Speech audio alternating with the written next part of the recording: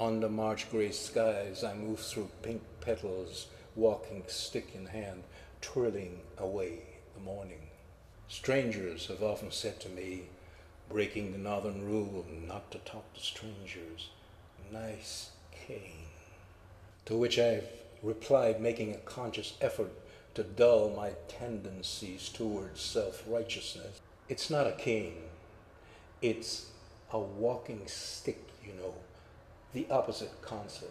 Not a crutch, but something to celebrate your walks with, something to hold in your right hand that gives you that purposeful feeling.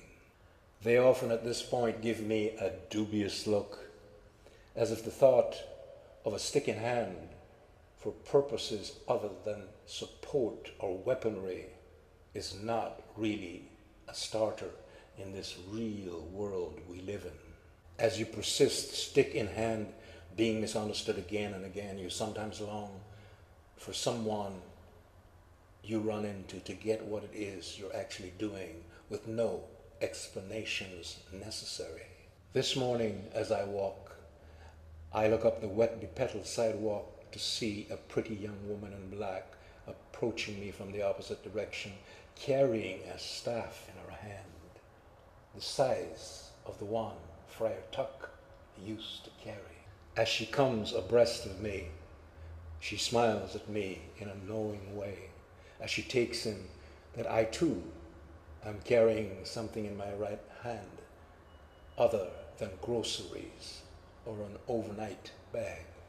Our eyes meet, and amazed at my brazenness, I hear myself saying, "Want a fence?"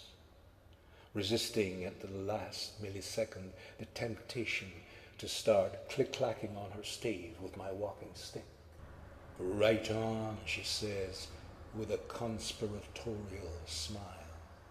Our mutual momentums carry us in opposite directions, but I have no regrets as I walk on with a sudden spring in my step and giving my walking stick an extra twirl or two.